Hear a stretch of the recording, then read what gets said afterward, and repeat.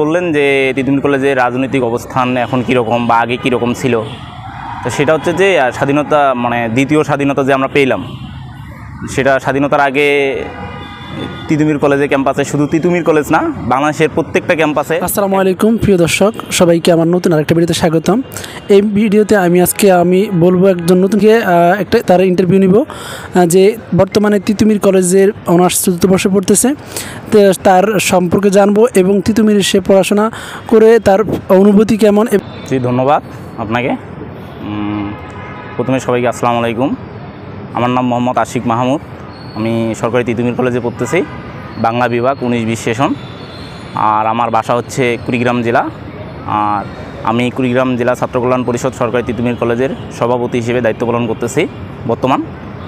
তো আমাদের কুড়িগ্রাম জেলা থেকে যত স্টুডেন্ট আসে এখানে ঢাকা বিশ্ববিদ্যালয়ের ভর্তি পরীক্ষা, ঢাকা বিশ্ববিদ্যালয়ের অধিভুক্ত ভর্তি পরীক্ষার মাধ্যমে হয়তো 7 কলেজে, অনেক কলেজেই কুড়িগ্রাম জেলায় স্টুডেন্ট পড়াশোনা করে, কিন্তু তার মধ্যে যারা তিতুমির কলেজে চান্স পায় আমাদের জেলা ছাত্র কল্যাণ পরিষদ থেকে সর্বোচ্চ সহযোগিতা দেওয়ার চেষ্টা করি। ইভেন হলে সিট থেকে শুরু করে কেউ যদি হলে থাকতে চায় তাদের হলের সিটের ব্যবস্থা করে দেওয়া হয়। ইভেন যারা হলে থাকতে চায় না কিংবা আশেপাশে থাকতে চায় তাদের সেই ব্যবস্থা করে দেওয়া হয়, তাদেরকে বাসা খুঁজে দেওয়া হয়। ইভেন কলেজের আসবাবপত্র, যাবতীয় কাজ ভর্তি থেকে শুরু করে সব কিছু আমাদের কুড়িগ্রাম জেলা ছাত্র কল্যাণ পরিষদ থেকে সহযোগিতা করি, সর্বোচ্চ চেষ্টা করি তাদের পাশে থাকার জন্য। দেখা যায় আমাদের ঢাকা শহর রাজধানী থেকে সরকারি তিতুমির কলেজ থেকে আমাদের কুড়িগ্রাম জেলা প্রায় 400 কিলোমিটার দূরে। তা এমনিতেই সে সীমানা বাংলাদেশের, তাছাড়া একটি অবহেলিত জেলা, ওখান থেকে অনেক স্টুডেন্ট আসে এখন পড়াশোনা করার জন্য।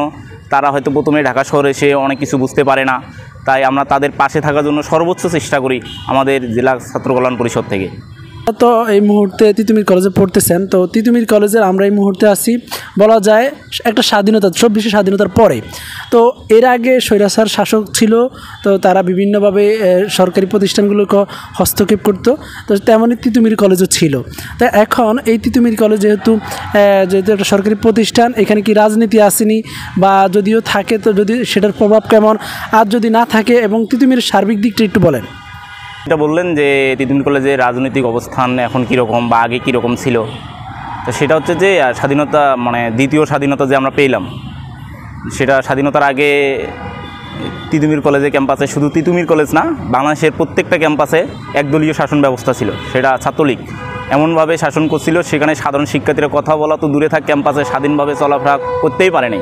এখন তিতুমির কলেজে পড়াশোনার পরিবেশটা অনেক ভালো, যেহেতু ছাত্র রাজনীতি নাই, একসময় দলীয় রাজনীতি ছিল, একদলীয় শাসন ব্যবস্থা ছিল। এখন মোটামুটি আমরা দ্বিতীয়বার বাংলাদেশ স্বাধীন হওয়ার পর এখন ক্যাম্পাসে সবাই স্বাধীনভাবে চলাফেরা করতেছে, কোনো ধরনের বিশৃঙ্খলা ঘটতেছে না, কোনো সাধারণ শিক্ষার্থী হেনস্থা হচ্ছে না। এখন মোটামুটি পড়ার পরিবেশ ভালোই। এই অনেক ডিপার্টমেন্টে পরীক্ষা হচ্ছে, ইনকোর্স হচ্ছে, টেস্ট হচ্ছে, অনেক ডিপার্টমেন্টে ফর্ম ফিল আপের নোটিশ দিছে, সামনে হয়তো ফাইনাল পরীক্ষা হবে। মোটামুটি এখন তিতুমির কলেজ একটু ভালো পর্যায়ে আছে, যে পড়াশোনার মান উন্নত হচ্ছে আস্তে আস্তে।